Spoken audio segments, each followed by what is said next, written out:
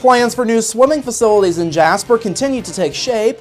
More on that. Plus, state officials are warning folks about changes with the new area code. And Purdue Extension educator Jan Dugan is tonight's guest on Inform. All of that and much more is up next here on the 18 WJTS News.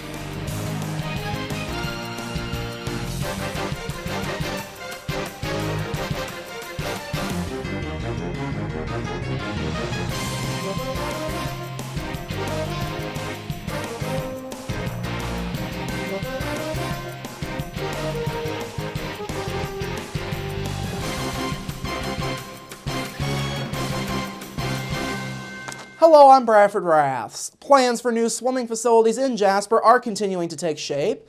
Last night, consulting firms Councilman Hunsaker and Hafer Associates led a public presentation with 3 options they had come up with for new pools in the city. The current pool is nearly 60 years old and has reached the end of its useful lifespan.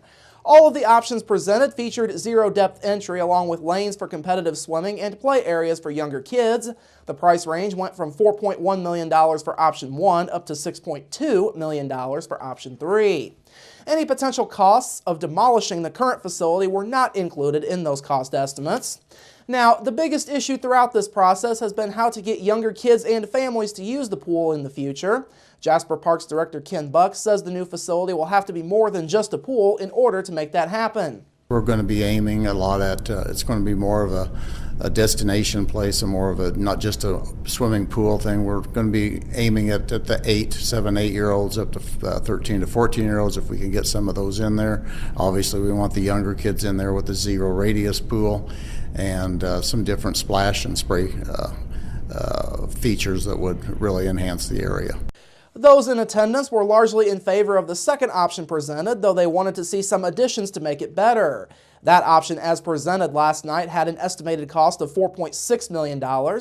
Samantha Ernie is the city's pool manager. She says though the option is a good one as presented, some additions are needed. I think that the zero depth entry, so where people can just walk in, is good for all ages. I've heard a lot of good feedback once we put steps in.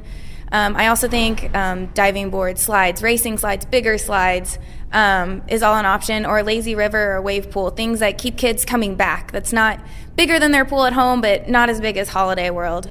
Other ideas presented by those in attendance are making the pool big enough to accommodate Olympic-length competitive swimming lanes and additional splash pads. The option as presented had 25-yard lanes, which is the minimum length for competitive swimming lanes. In the end, Kevin Post with Councilman Hunsaker says any new facility would likely increase the attendance at the pool. We often find that existing pools, they just don't meet the definition of a pool for most users today, as in we don't have the zero depth entry, we don't have a big play feature. Adding those amenities draws in new users and really boosts the attendance at these facilities. Post told those on hand that the process is only at the midpoint of the feasibility study as of right now. State utility officials are again warning folks across our viewing area of the upcoming switch to 10-digit dialing in the state's 812 area code. They say the 6-month grace period in which local calls can be made by dialing either 7 or 10 digits is more than halfway over. Starting on September 6th, consumers with 812 telephone numbers will be required to use 10-digit dialing for all local calls. If they don't, calls will not be completed and a recording will instruct people to hang up and dial again. Now, the dialing change is part of the introduction of the new 930 area code to the area. That code will be implemented this fall through the overlay method, which has been used for all newly added area codes nationwide since 2008. The additional area code comes at a time when numbers for the 812 area code are now running out. Existing 812 numbers will not change. New telephone lines or services may be assigned the 930 area code beginning on October 6th. 930 numbers could also be assigned to folks with a current 812 landline number that moved to a new location in southern Indiana. Now, the Indiana Office of Utility Consumer is also advising folks to start using their area code when giving their phone number to friends, family, and others. They are also reminding folks to make sure that all services from automatic dialing equipment to fax machines and internet dial-up numbers recognize 930 as a valid area code. Plans continue to be laid out for a possible new dog park in the city of Jasper. Last night, the Jasper Park Board heard more on the feasibility of putting a fenced-in dog area inside of Gutzweiler Park. The dog area would be about 3/4 of an acre if it were to be at Gutzweiler Park. Parking would be made available via an access lane off of Mill Street. Now, dogs would not be required to be on a leash while they are inside the park, but owners would be required to be inside of the fence with their dog at all times. The park also could be open year-round. Parks Director Ken Buck says Gutzweiler has been one of the city's most underutilized parks for many years. He says the dog park idea, which has been on the table for several years, would be good regardless of where it is located. There's a lot of interest in the community for that, and if the public, if they're looking for something like that, if that's what they're asking for, and they have been a number of years now, I think we're going to at least try to budget for that and see what we can come up with. About 1,000 signatures in all were gathered on a petition in favor of the park. Fees would likely be collected, and a volunteer group could be formed later to help maintain any new dog park area. The park board agreed to continue looking into costs and funding options. The proposal will likely be brought before the Jasper City Council during their 2015 budget meetings.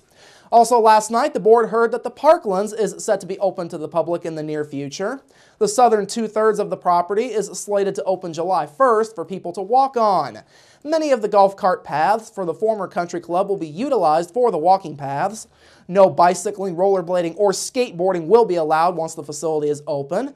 Folks will only be able to access the facility by parking at Clubhouse 61. There will be no entry or exit to the facility via 15th Street. Rules and a map of the area are set to be posted prior to opening day.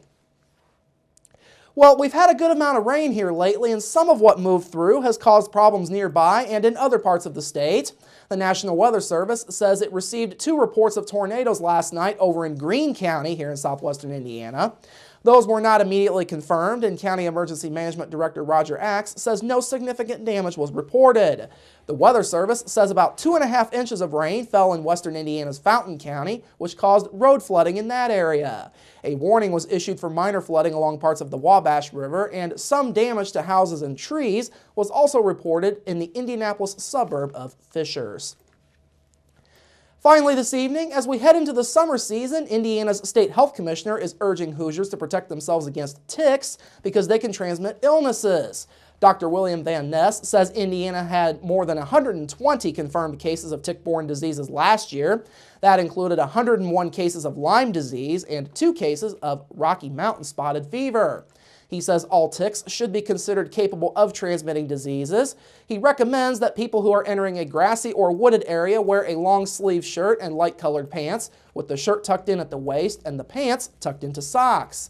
He also recommends using insect repellents containing DEET or picaridin.